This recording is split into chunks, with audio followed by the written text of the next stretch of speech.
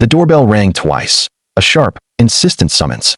This wasn't the casual, neighborly chime for a borrowed tool. This was the stiff sound that announces official trouble or serious paperwork. I was crossing the tile floor after wiping my hands, already running through scenarios. Which client had finally pushed an overdue invoice to collections, or which clumsy delivery driver had wrecked my yard post and bolted. 2 police officers stood on the porch, their faces set with the practiced solemnity of men delivering devastating news. The shorter one spoke my name with a careful, measured tone, as if worried I might spook, while his partner scanned the interior, trying to gauge how much this house already knew. They asked if I was Michael Miller, and I confirmed it. Then they inquired about Sarah Miller, my wife, and I answered affirmatively again. It was then the shorter officer delivered the news, speaking of a hospital, an incident, and an address that was local. The name of the city she'd claimed to be in, Detroit, vanished from my mind like water from a tipped glass.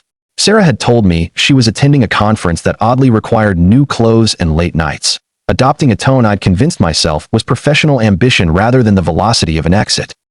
Grabbing my jacket and keys, I instinctively reached for a hidden envelope in the junk drawer, a reflex as old as our marriage. I had planned a quiet surprise for her Friday airport pickup. 2 tickets to Aruba, coupled with that specific look, the one you only get to wear a few times in life, when you know you've done something perfectly right for the person you swore to cherish. The cruiser smelled of stale coffee, worn vinyl, and a subtle metallic scent. Outside the window, the city lights blurred into long streaks of sodium orange, indifferent to the fate of the man staring at the envelope clutched in his hands, trying to determine if he was merely a fool or the man who had finally chosen to see reality. At the hospital, the elevator doors parted like the curtain on a stage no one wanted to perform on. The taller officer, steadying his voice by reading from his notebook, dropped the phrase male companion with a chilling professional detachment. The words didn't echo, they simply struck me with the flat, heavy finality of a dropped wrench, warping the rest of the night around their impact. A younger, less weary version of myself might have immediately resorted to violence, seeking any noise to drown out the silence. However, 6 decades on this earth teach the difference between senseless noise and productive work, and I've always prioritized the latter. I calmly informed the officers I would manage things from here, thanking them politely as my upbringing dictated, and walked the corridor slowly. I needed to let the intense anger settle into a controllable place where it wouldn't contaminate the parts of my life that still deserved my focus. The night nurse was quiet and methodical, checking her charts and boxes. I paid close attention, because listening is costless, and information is the only true leverage you can carry out of a place like this. When she confirmed room 412, I repeated the number softly, like a carpenter confirming a final cut, understanding that only people with time for repairs afford mistakes. If you're enjoying this story, don't forget to like and subscribe. Now to the rest of the story. I paused at the window before entering, gazing at my reflection, which appeared only halfway familiar. My thoughts turned to the countless small things we had let wither between us. The morning coffee rituals, the Sunday to-do lists, and the genuine laughter earned only by surviving poverty together. I wondered precisely when she decided that a new face on a different pillow would solve whatever she felt was lacking. I carefully folded the Aruba ticket envelope and slipped it into my inside jacket pocket, feeling its presence against my ribs not as a sentimental item, but as a potent reminder. It was proof that I could still make plans, make decisions, and move forward, because a man who forgets his options is a man who merely waits. The moment the elevator doors opened downstairs and the words male companion hit me, I felt my former life slamming shut with the speed of a storm garage door. This sounds overly dramatic unless you recognize that these doors do sometimes drop unexpectedly, and if your hand is misplaced, you suffer loss. I retreated inward, setting my jaw, and mentally promised the furious part of myself 5 minutes of screaming later in the truck. Not a single second would be wasted here. Not a breath would be spent on staff who hadn't earned my spectacle, and not a single unnecessary word would be spoken before I heard the full story from the only person who mattered. I reached room 412 and hesitated. Some lines, once crossed, cannot be uncrossed, and some names, once spoken, cannot be unknown. I placed my palm flat against the cool, silent door, as if hoping its temperature could reveal what lay inside. It offered only the cold quiet of a lie that had finally run its course. I opened it and stepped through, accompanied by the steady beeping of a life monitor that marked the rhythm of an existence I thought I knew. That sound is the last one you hear before the person who parked your car 2 hours ago ceases to exist. I didn't utter her name immediately, reserving that piece of mercy until I decided if she deserved it. I stood at the foot of the bed, allowing my gaze to catalog the reality. The bruises, the cast, the swelling at her temple, and the damaged dignity of a woman who was precisely where she claimed not to be. I maintained my rage like a perfectly centered level on a beam, understanding that the initial requirement for rebuilding is stability and plumb lines. When the nurse inquired about my relationship, I responded with the only honest answer a man has while the paperwork still designates him as husband. Then I asked the singular, essential question, whether she would survive, knowing every decision after that hinged on the answer. I am adept at handling choices, even those that demand sacrifice. Upend your living situation and teach your children that truth is costly, but ultimately more rewarding than deception. As the machinery ticked and the hallway hummed, my hands recalled the solid weight of a hammer, not the useless heaviness of angry words. I finally understood this night was not my collapse. This was my inception. This night was my beginning. Regardless of the events that placed her in this room, my future narrative would be written in unwavering, straightforward terms. My anger would be honed into decisive action, and those actions would be fueled entirely by the two names who currently slept down the hall and called me Dad. Hospitals are deliberately confusing places, designed to challenge one's memory. The architecture is uniform, the antiseptic air smells the same, and the endless low hum turns the passage of time into a thick, slow process. Room 412 was impartial, only concerned with the person who managed to stay calm. I succeeded. Sarah was angled toward the window, her hair matted where she'd fallen. The cast on her wrist looked like a bad promise. It would hold, but it would ache constantly. Bruises blossomed across her cheekbone in deeply alarming colors. I matched my own breathing to the steady, indifferent rhythm of the monitor. A man needs 1 point of absolute stillness when everything else is suddenly tilted. I'm her husband, I told the nurse. I'm not here to start a confrontation. I'm only here to find clarity. She offered the practiced, professional nod of someone who has encountered the loud, aggressive version of men in this situation countless times. Detective Brooks needs to speak with you, she stated. He is currently finishing up with the hotel security. Excellent. I prefer tangible evidence over baseless speculation. I stood by the foot of the bed, conducting a silent assessment just as I would on a job site. What's broken? What remains intact? Where must I begin the work to prevent the entire structure from collapsing? I kept my hands firmly at my sides, deliberately avoiding contact. Touch, I knew, could be a moment of weakness or a regretted confession later. Sarah's eyelids fluttered, suggesting a difficult emergence from a deal she deeply regretted signing. I watched without offering any comfort, suppressing the fleeting urge to speak her name. A man in a plain suit knocked and entered. He was compact, mid-40s, with eyes that automatically assessed the weight of every statement. Mr. Miller, I'm Detective Alan Brooks with the Chicago PD, Special Victims/Assault Unit. Are you composed enough to talk? I am composed enough to listen, I replied. He glanced at Sarah, then at her cast. Security contacted us from the Lakefront Hotel.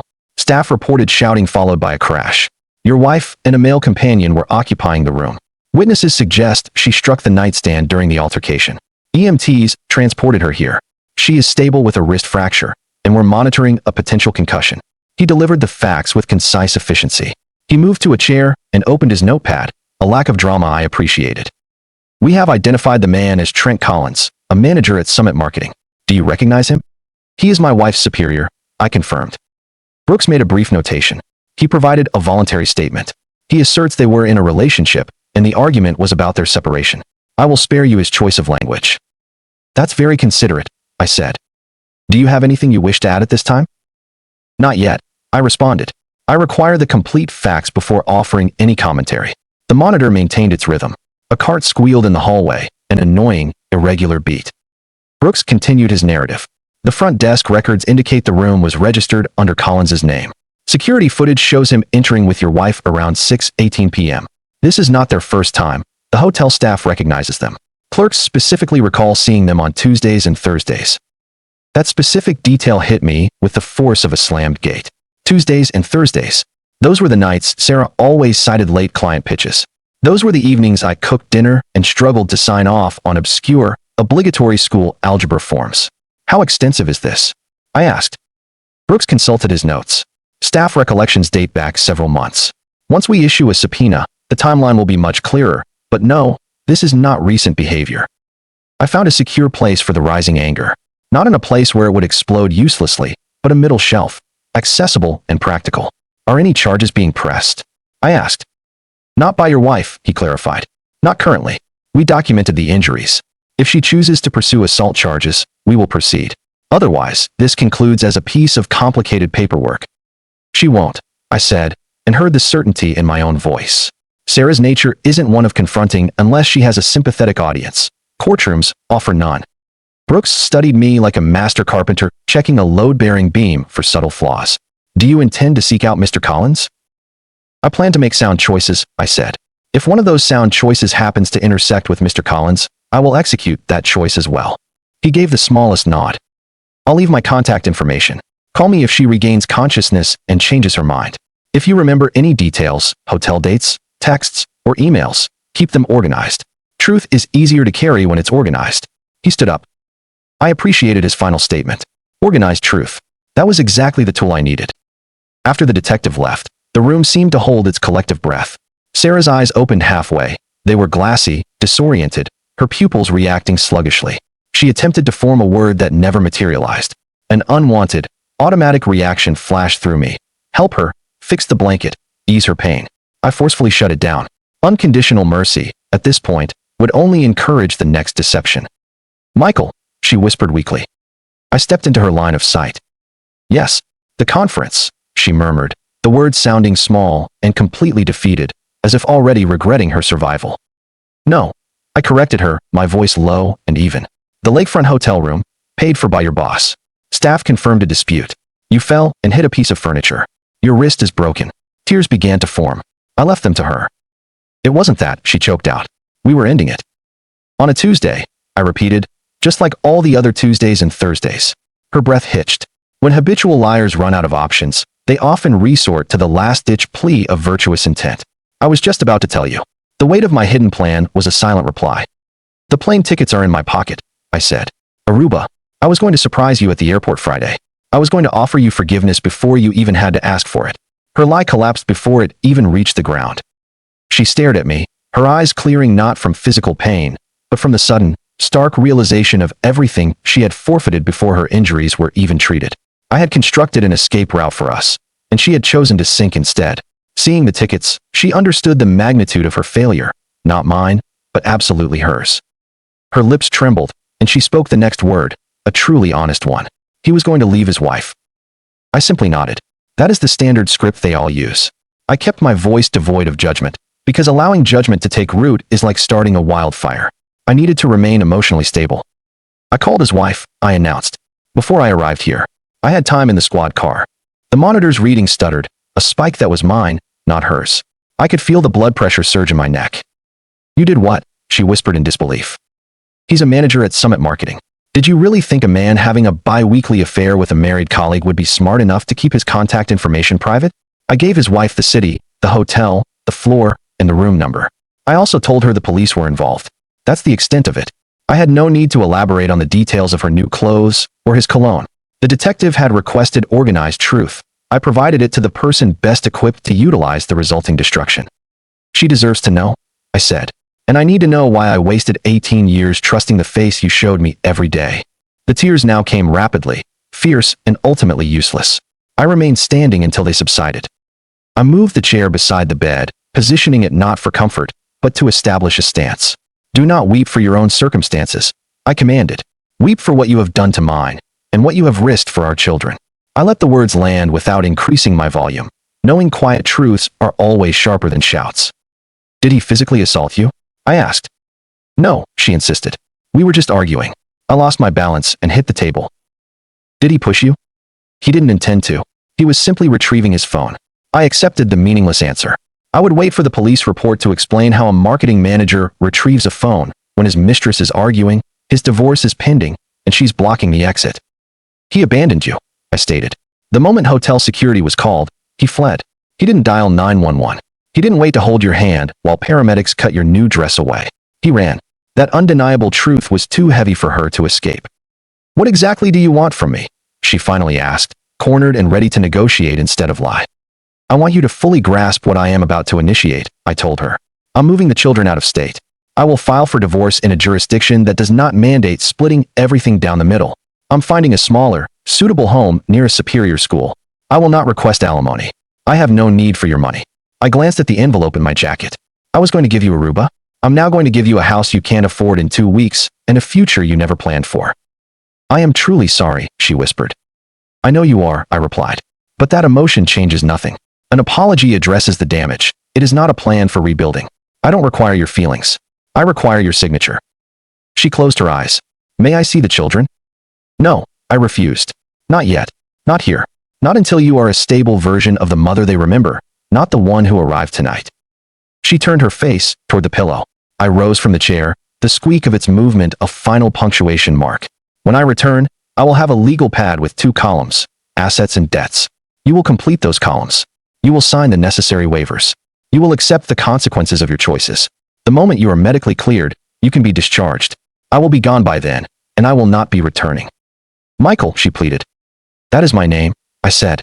"It is not a key you can turn to unlock my life again." I walked toward the exit, pausing just before the door bar. "You believe this conflict centers on you and him," I observed. "It does not. It is about me, and the man I become when the ceiling collapses. I am the one who remains standing on the girder. I am the one who rescues the structural plans. And I am the one who will build a stronger future." My words hung in the air. I opened the door and walked out. The hallway seemed slightly brighter than before, the air a little cooler. I had everything I needed, the unvarnished truth and a strategic plan. I boarded the elevator, which, like the police car, had the faint scent of coffee and vinyl. But this time, I wasn't the broken man riding in the back. I was the one deliberately driving home. The next day would involve attorneys, investigators, and tough questions. But this night, I had what mattered most: my children asleep upstairs, and the profound clarity that only arrives after everything unnecessary has been scorched away. James Carter was not the investigator you hired to confirm initial suspicions about infidelity. He was the man you called when you had definite proof and required ironclad, unassailable evidence for court.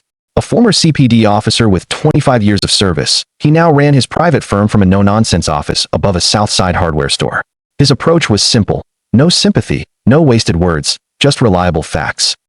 When I entered, he bypassed the usual pleasantries, simply sliding a thick manila envelope across his desk. The atmosphere in that small room seemed to intensify as it touched my hand. I didn't immediately tear it open. I've learned that you shouldn't confront something so heavy without steeling yourself first. I sat, took a steadying breath, and gave him a simple nod. "Start talking." 7 months, possibly longer, Carter began, his voice as unyielding as a level. "The Lakefront Hotel, Tuesdays and Thursdays, exactly as you suspected. The staff identified them. We secured time-stamped security images, parking garage photographs, and detailed room charges. All paid using the same Summit Marketing Company card. They took weekend trips, including 2 to New York disguised as Philadelphia retreats." Collins was careless, but not overtly clumsy. He reached over and tapped the envelope. "Everything necessary is documented here: receipts, visuals, and phone logs. It is more than enough to dismantle any story she might invent in court." I finally opened the folder. The mingled aroma of fresh printer ink and brutal reality hit me instantly. Photo after photo showed my wife alongside a man I'd always vaguely disliked, but never considered a threat. His arm resting casually on her back in a parking structure. Their heads bent close at LaGuardia baggage claim, looking like oblivious teenagers. One image captured me, her genuine smile directed at him. It wasn't the courteous smile she used for business clients, nor the weary one she reserved for me after a long day. It was the radiant smile she had once saved for my life alone. The birth of Emma, Noah's first home run, the surprise of receiving the house keys years ago. That smile was now collateral damage in someone else's transaction. "We also gathered rumors," Carter continued. "Collins has a documented history. He doesn't just target subordinates, but specifically married ones. He starts with professional mentoring, transitions to working late, and then into full-blown emotional entanglement. It's not about love, it's about power and control. It makes him feel significant." I flipped to the final document, a report written in Carter's block letters, not a photograph. Incident summary: physical altercation at Lakefront Hotel. Subject: Miller initiated a fight with Collins after discovering he was seeing a second subordinate, a recent hire. So, the breakup wasn't about ending their relationship. Collins was ending it with her. That was the true reason for the fight. It wasn't driven by guilt or a sudden moral compass, but by the fear of being tossed aside. This discovery, that she fought simply because she didn't want to be replaced, was the deepest wound, far worse than the affair itself, a bruise I had already absorbed. She hadn't chosen me, hadn't considered the children, hadn't hit any breaking point where honesty mattered. She fought only to avoid being discarded and lied because deception was fundamentally easier than telling the truth. I slowly placed the papers down. My heart rate remained steady. A younger man would have punched a hole in Carter's wall, screamed, and demanded explanations. But undirected rage is mere demolition. I am a builder, and I intend to fix this. Carter observed my calm. Some men demand every minor detail. Others only need enough to move forward. You seem to require the entire load. I need every component, I confirmed. Every last detail, every scrap of information. If I rebuild this life, I refuse to leave any hidden rot in the foundations. He nodded, closing the folder. Then you have it. Keep it secure and meticulously organized. Courts respect documented evidence. I stood, tucking the envelope under my arm. It felt disproportionately heavy, weighted not just by paper, but by the final elimination of doubt. Despite the revulsion every page contained, a sense of resolute calm settled within me. I now knew that this wasn't some chance event or a minor slip-up. It was a calculated series of decisions layered over 7 months until the sheer weight fractured the joists. When I arrived home, I sat on the porch instead of going straight inside, the heavy envelope still on my lap, the kids' bicycles leaning against the railing nearby. The evening air carried the honest smells of cut grass and distant traffic. My thumb traced the edge of the folder as I considered the difference between agony and absolute clarity. Agony consumes you with questions. Clarity forces you to breathe, even when the air tastes like ash. I heard Emma and Noah laughing inside at something on TV. I let the sound wash over me for a moment. Their laughter was tangible proof that core parts of my life remained untouched by Sarah's choices. That was my anchor point. I stood up, secured the envelope, and opened the door. Doubt was gone. Only direction remained. I knew precisely where I would drive the first nail come morning. Olivia was the first to arrive, her headlights slicing across my driveway like powerful spotlights. Sarah's sister had skipped the phone call and the polite request, choosing instead to appear unannounced, radiating the self-righteous certainty of someone preparing to rescue your life. She stepped out in a thin beige coat, her lips tightly compressed, her expression already carrying a clear verdict. "You cannot simply leave her in that hospital," she declared, omitting any greeting. "She is your wife, Michael. She belongs here." I stood firmly on the porch, my hands gripping the railing. "No, she belongs exactly where her choices put her. My children reside here. They deserve a home that isn't permeated by lies." Olivia tilted her chin defensively. She made a mistake. A mistake involves forgetting an item at the grocery store. 7 months of secret hotel rooms is not a mistake. It's a planned operation. Her jaw locked shut. She wasn't seeking truth. She was recycling excuses. I let her words hang uselessly in the cold air, offering nothing more. Silence, sometimes, is the most powerful tool. That's when the second vehicle pulled up, sleek, silver, and leased. Trent Collins emerged, moving with the entitled confidence of a man who felt the world owed him explanations, not consequences. He offered a practiced salesman's smile. "Michael, we really need to talk, man to man." I remained on the porch, my arms relaxed at my sides. "You already had your man-to-man talk, didn't you, Collins? It took place in my house, behind my back." Olivia sharply interrupted. "Don't resort to this, Michael. Violence never solves anything." Trent raised a condescending hand, as if mediating between children. "Sarah deserves honesty," he announced. Honesty. Hearing that word issue from his mouth was like listening to spoiled fruit attempt to describe sweetness. Before the rest of his contaminated speech could pollute the night air, my fist connected with his jaw. It was a single, clean strike, delivered straight from my shoulder. There was no hesitation or wasted rage. It was simply a boundary enforced with bone and muscle. He dropped hard onto the driveway, his teeth audibly striking the concrete. Olivia shrieked his name, rushing to his side. He groaned, rolling over, more shocked by the audacity than seriously injured. I didn't descend the steps after him. It wasn't necessary. That single punch had delivered all the message required for a lifetime. I fixed my gaze on Olivia, my voice low but lethal. "Take him. Take Sarah. Take every single pathetic excuse you've been rehearsing. But understand this one thing. She is never coming back here. Not tonight, not ever. The signed divorce papers will finalize what words cannot." Olivia's eyes blazed with anger. "You cannot simply erase a mother from her children's lives." "I am not erasing her," I corrected. "I am drawing a distinct, unyielding line. She will see them only when legal guidelines permit it. But inside the 4 walls of this house, they will have peace. That is my fundamental duty to them." Trent managed to stagger upright, clutching his jaw. The first punch had completely drained his previous arrogance. He muttered something about love and Sarah choosing him. I offered no reply. Men like him thrive on emotional reactions. Denying them, that is to starve them. I turned and opened the front door, my back to them both. "Now leave my property before my neighbors start asking why there is garbage cluttering my driveway." I stepped inside and closed the door with a quiet, deliberate finality. No loud, dramatic slam. Slamming is theater. Quiet closure is profound conviction. From the living room, Noah peeked around the corner, his eyes wide. Emma's hand rested steadying him on his shoulder. They had witnessed enough. I crouched down, meeting their eyes, speaking with the steady tone I used for setting rules on a job site. This home belongs to us. It is secure. Anyone who attempts to cross that line will quickly learn the consequences. Noah nodded firmly, a small sense of pride replacing his anger.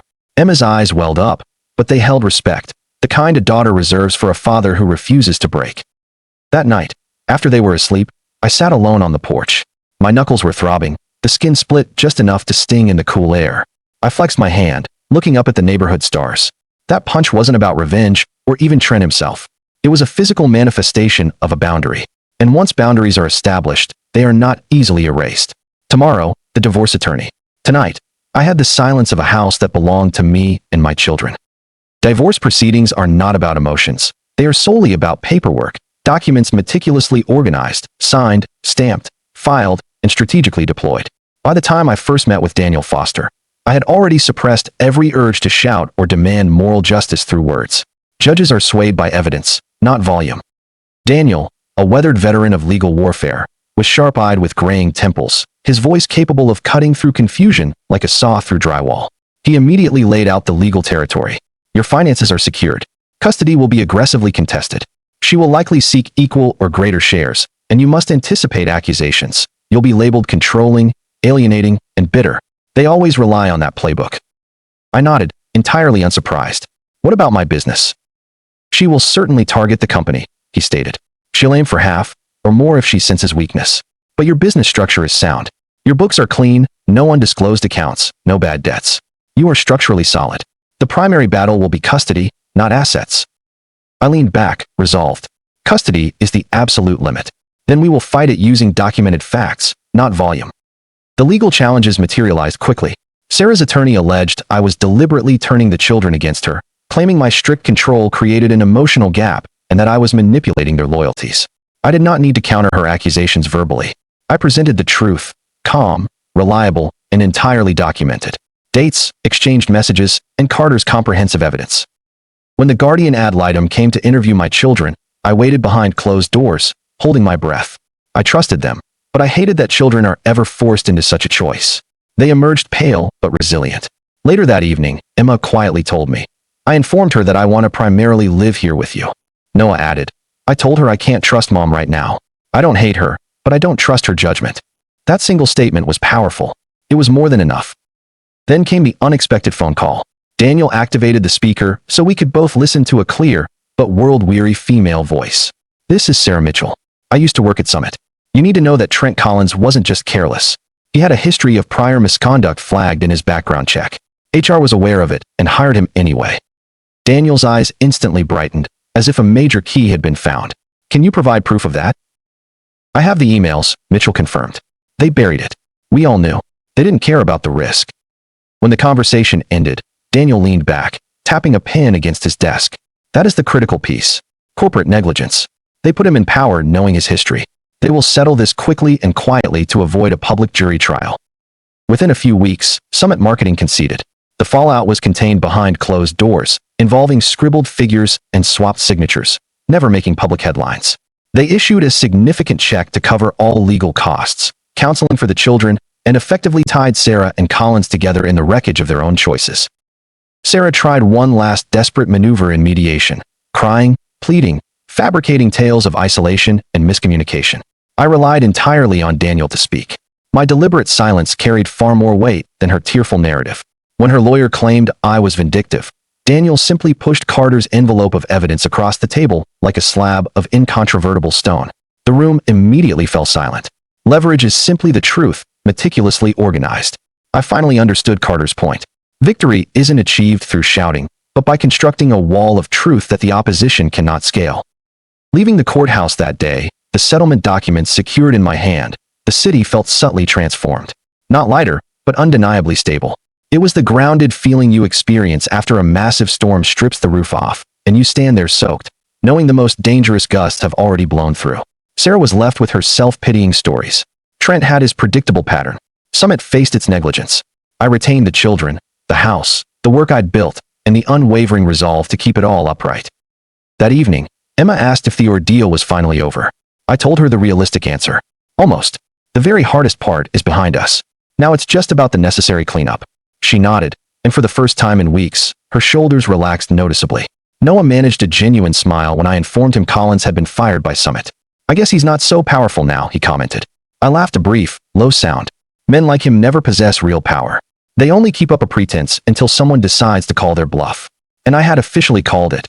In a courtroom, on paper, substituting silence for fury. The bluff was conclusively over. A courtroom experience bears little resemblance to film portrayals. There are no dramatic speeches or gavel slams, just tired individuals, wood paneling, and the tedious rustle of paper, like soft rain on a metal roof. When my case number was announced, I felt no nervousness. Nerves are reserved for those who still believe they have something left to lose. The judge reviewed the final settlement agreement, joint legal custody, but primary physical custody, granted to me. Sarah received structured visitation, alternating weekends and supervised holidays until she demonstrated absolute stability. Child support was calculated, and the house and company were secured in my column. The terms were clean and unambiguous. When the judge asked for confirmation, Sarah's voice cracked with emotion. Yes, Your Honor. My voice did not.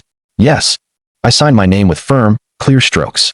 Every curve and line felt like a definitive nail being driven into the coffin of the old life. Sarah signed as well, more slowly, her hand visibly trembling, perhaps hoping hesitation could somehow reverse the passage of time. It could not. Outside the building, she briefly detained me, gripping my arm just enough to stop me. Her eyes were wet, yet her tears suggested less remorse than mourning for a failed strategy. I am sorry, she reiterated. I met her gaze directly. You are sorry for the way this ended, Sarah? You are not sorry for the choices that put us here. Her lip quivered, but she didn't attempt to argue. If you wish to regain access to your children's lives, I continued, there is only one way forward. Absolute consistency, honesty, and respect. Anything less, and the door remains permanently closed. She gave a single nod, like a student receiving an instruction set she feared she couldn't master. Trent Collins did not remain employed for long after his termination. Rumors indicated he rapidly depleted his savings fast, and whatever romantic delusion he and Sarah shared quickly dissolved under the pressure of unemployment and consequence. Men of his type never endure once their superficial appeal fades. For me, life didn't suddenly become lighter, but it felt stable and true.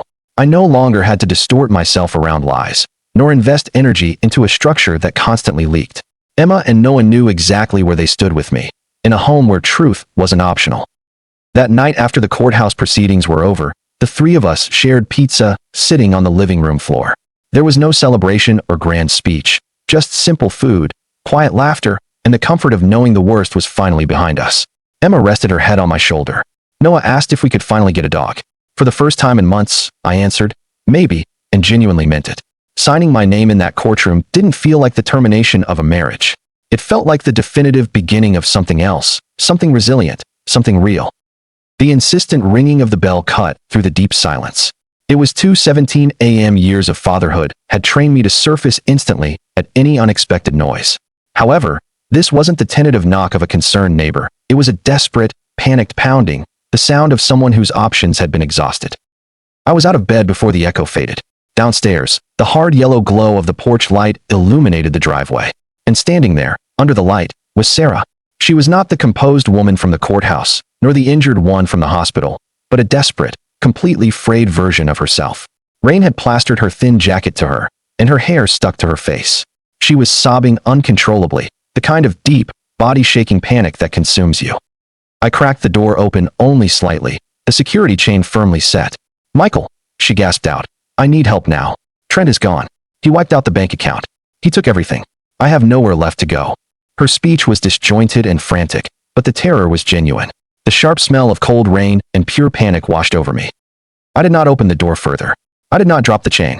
I looked at her, not with resentment or pity, but with the flat, impassive expression of a man who had already settled her debts. You require assistance, Sarah, I stated quietly. But what you need is a police report, a credit company, and your sister. I deliberately avoided using my name, refusing to offer the slightest warmth she was begging for. The boys are sound asleep. I absolutely will not allow your chaos back inside this house. Not again. Please, Michael, I'm freezing. Just let me in for a moment. Before she could finish her plea, two officers appeared in the cold porch light, their hats respectfully in their hands, their faces bearing the grim expression that precedes devastating news. "Mr. Miller," the taller officer began softly, "your wife was involved in a single-vehicle accident on Lakeshore Drive. She did not survive." The stark words landed without theatrical fanfare. Just the heavy reality. Intoxicated, alone. That is how Sarah's story finally concluded.